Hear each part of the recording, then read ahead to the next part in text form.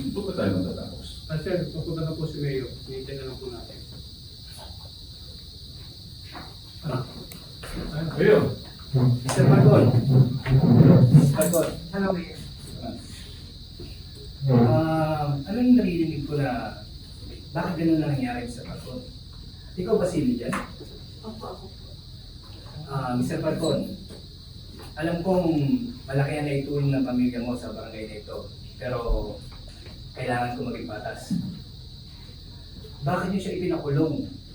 Gayong wala naman siyang sakit sa pag-iisip.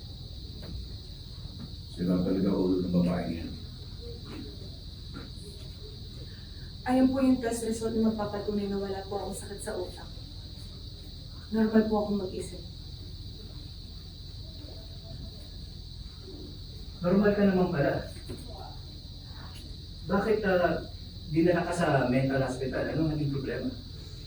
Gusto po nilang pagmukain